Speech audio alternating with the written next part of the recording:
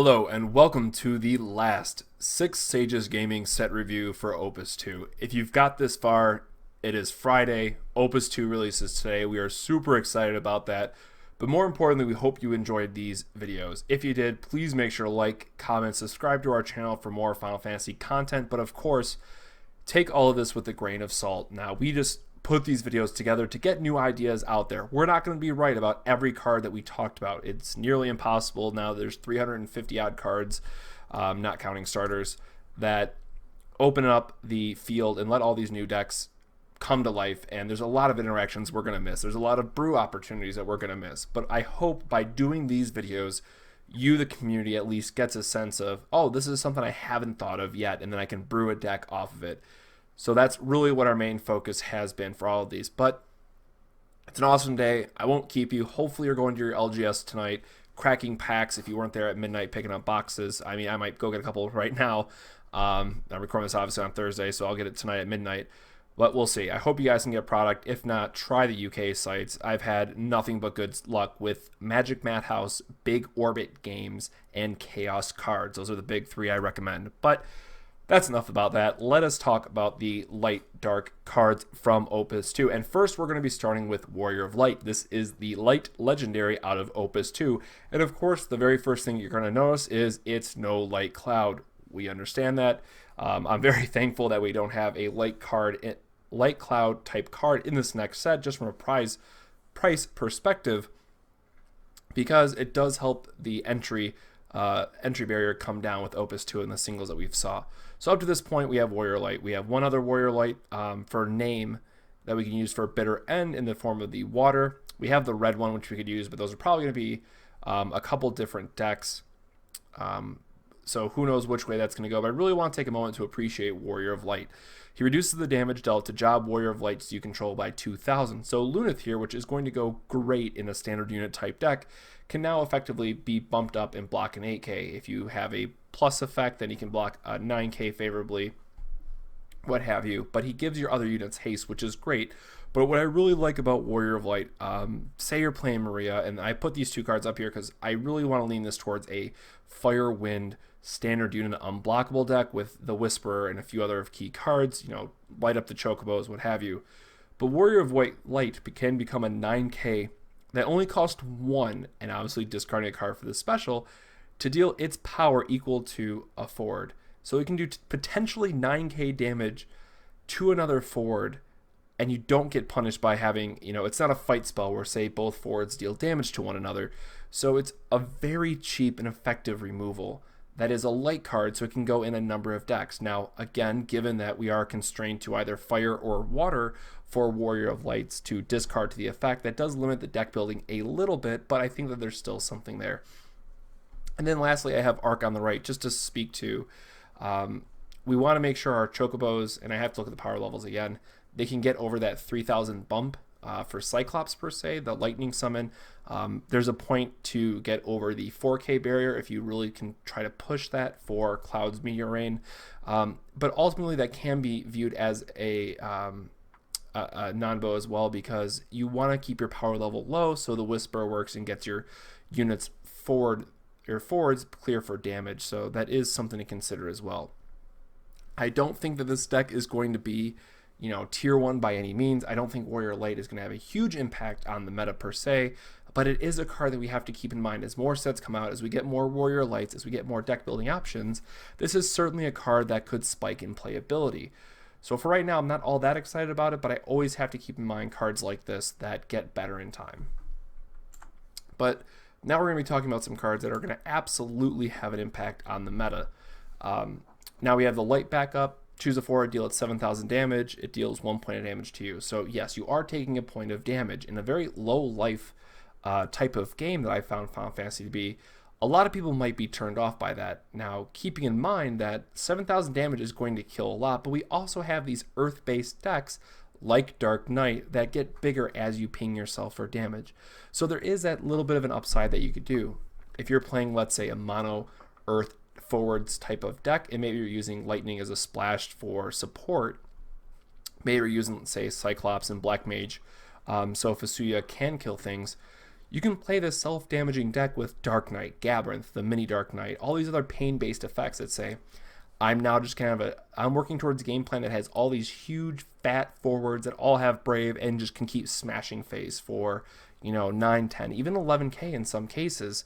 So I think it's something worth considering in two very key decks. Either, again, the self-pain deck, which I don't think is going to be per se as good as a strictly, say, Earth Lightning based deck. Again, any comboing this with either Black Mage or Cyclops or whatever the other different power reducing effects that we have in the game currently makes this card a lot better than what it is at face value. Now, the downside that we have to acknowledge, it is a light card. So this can get stuck in your hand if you say play two of them because you need to see it, but you don't want to ever draw the second one. You can't discard them for crystal points, and you can't play two of them. So what do you do with the extra card? Well, a lot of people then are leaning towards maybe an Earth Water Brew, so you can play Moogle, Maroweb, Huge can also cycle. Giss is another one. Like, water has all the answers for cycling. If you want to be really desperate, and chances are you're already running Delita anyways, you could sneak two of these into an Earth deck and just hope you draw the Delita in case you draw the second one of this. Not ideal, but it is an option. Ultimately, I think this is a card that we need to keep an eye on. I'm not sure what decks it's going to be better in than others off the bat, but it is absolutely going to have an impact on our meta. Now, the card that I am really hedging towards is Zemas, and I really just want to take a moment to highlight the three cards here, and Sexy Van is cut off, but really what this allows us to do is make this unblockable deck. So what it does is choose a forward. It cannot be blocked this turn. We have things like Asura, Van, Edge, all the other Vans as well, that can activate a backup so we can get multiple unblockable attacks in a turn. Because we're in Wind, we can also run things like Aerith and use Planet Protector, where we can very easily, with all these 1 and 2 costs, or maybe we're using the Whisper again is another option, we can spam the field with all these untap and ramp type effects that Wind has, spam the field, play Planet Protector, or make a couple things unblockable, play Planet Protector, and then have this ability where your opponent's just not going to be able to do anything. Now, again, Planet Protector says all summons and abilities, if I'm not mistaken, so there is a little bit of a consideration you have to make there because, again, it's not EX Burst can't be responded to, but again, this is more the backup plan. The main plan that you're going to be doing in that deck is going to be the Whisperer comboed with Aerith Planet Protector, because then everything is unblockable. You don't have to worry about anything, and then you just keep swinging in for points of damage. So ultimately, that's going to be the main plan that your deck is going to be doing, but then you're also playing all these other value forwards or maybe summons that let you get multiple Zemas activations in a turn. And again, I love this card. It does still combo very well with my favorite legendary from Opus 1 still is Tidus, because you can say, all right, I'm playing this Water Wind deck that features Aerith, Tidus, and Zemas. And you say, okay, Zemas is going to make it unblockable. I'm going to use Planet Protector, and then I'm going to go Blitz Ace. I'm going to attack you 5 times. It's like a 10k, and it's all unblockable. So unless your opponent hits like Runner, Cyclops or something, or some other like doesn't target effect, Mateus is another option. They're going to die on the spot to that kind of board setup. Yes, it's a 3-card combo. You're probably not going to use it till late or end game anyway, so you do have time to set it up. And I have won a number of games with just being able to use a Tidus Waka combo with Planet Protector to make sure you can't die to like an Odin or something. So I am so excited to revisit the Wind Water Tidus combo deck and put in Zemas and see where that goes. But ultimately, I think getting in the points of damage will be critically important for a deck that wants to say, I want to go fast, I want to get low to the ground, and I want to have something that gets my characters or forwards unblockable. And again, imagining this with either Red Mage or Tifa, and you very quickly understand, you see a deck that says, look, I'm going to swarm the field, all these guys are unblockable unless you have, say, a Shantoto or a Cloud of Darkness or some kind of significant enough board wipe, you're going to lose the game in 3 or 4 turns. So absolutely have to respect this card going forward.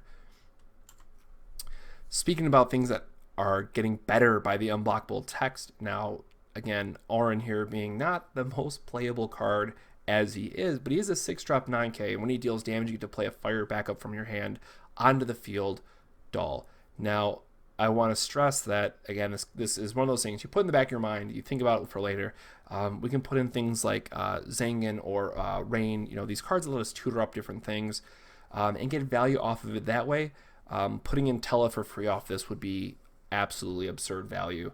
But outside of those very limited interactions, we really don't have enough high value fire backups as it stands right now that really make this card worth it. Now, maybe Opus 3 will see that. Maybe you do just get lucky and have this hard running Tela deck that can just get all the value. There are a few options, but ultimately I don't like it as much as I like our Water Pirate, for example, because when she deals damage, you get to draw a card. And again, in this game, any card except for Light or Dark can be discarded for 2 crystal points. And card advantage, as it is in any trading card game, is good. And now you're saying that we're getting card advantage and, temporary, and I have to, put quotations, temporary, ramp out of the effect as well, which lets us then do multiple things in a turn because we do have a second main phase. So I really like this in the Wind Water deck, and I'm going to try to find a spot for this in Zemas because getting those extra cards and helping you find Aerith, helping you find the extra Tidus you need for Blitz Ace, it really helps you dig for those combo pieces. Again, it's a little bit underwhelming that it's only a 6k, but if you make it unblockable, you don't care. Yes, it can still die to then say a Brynhilde or some kind of 7k ping effect, but making this on the field, making it an answer your opponent has to deal with, can be very strong for you. Then lastly, we're going to talk about the Emperor, and I included it on this slide because I want to talk about all these. So the Emperor is very good in itself, but it's going to be mostly a tech one of. It blanks the characters your opponents controls in the sense that they can't use specials or action abilities. So if they have entered the battlefield effects, it will still happen. That said, I want to make a very bold, and I will admit that I could be completely wrong, statement about Opus 2 meta. In Opus 1, we didn't see that high of an impact on Light and Dark cards. Cosmos and Chaos didn't see a lot of play. Light Cloud was surely a staple in some decks, but didn't appear as much as we might have expected. But this is where things really start to shake up. We have a lot of really good cards in Opus 2. A lot more archetypes are going to be playable. That said, I also think we finally have Light and Dark cards that you have to run one of them, maybe multiple if you're feeling gutsy, but you're going to be running at least one of these 4 cards in a deck going forward. Fusuya, as we talked about, is just great in a lot of control decks or any deck that wants to really capitalize on that 7,000 damage and doesn't mind taking a point of damage. The Emperor, if you're not playing any of these other 3 cards, just throw it in your deck as the 50th card because Mono Lightning, if you're heavily reliant on Gilgamesh or Ida, not her EX burst effect, but death, or they have a bunch of other specials that they want to be using, you can shut off that deck. Now, again, Lightning is probably the best element for answering the Emperor because you have 2 different Odins that you're probably going to be running some number of both, but there are other decks that just have a hard time at dealing with Emperor. That said, the downside that you have to consider is there are decks like Fire and Ice that don't care about specials or action abilities. Yes, they do have some cards, but there is still a very strong Fire and Ice, or I should say Ice Splashing Fire deck that capitalizes on enter the battlefield effects.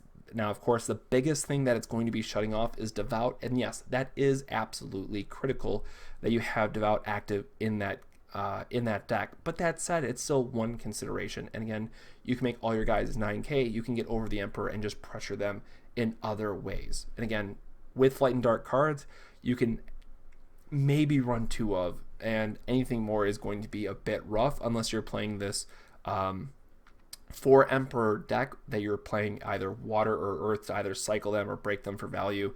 But again, you can't be stuck with a lot of these cards in your hand.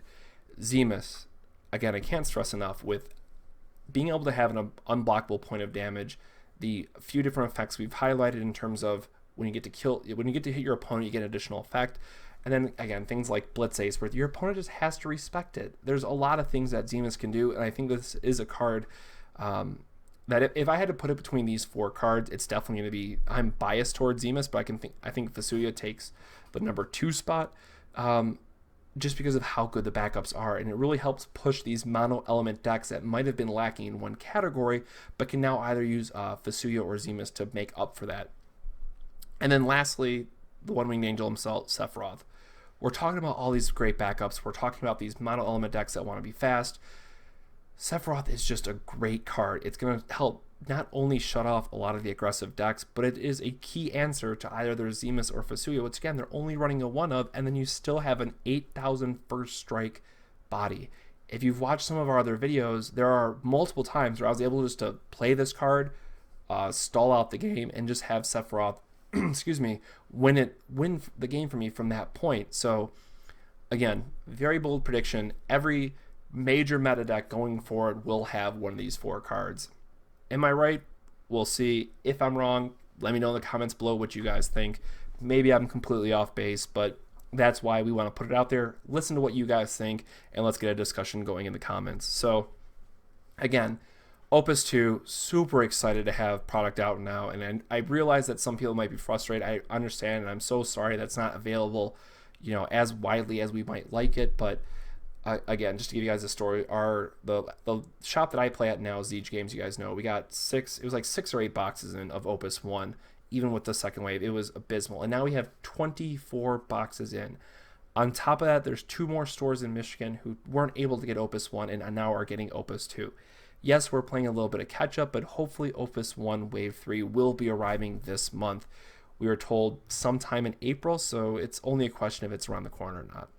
But that's all we have for the set review, guys. Again, I really hope you like them. Coming next week, we might only be doing a couple videos. We really do want to get back to our Monday, Wednesday, Friday schedule, or Tuesday, Thursday, depending on the week. And again, deck spotlights, dual series, all great stuff with Opus 2 will be coming.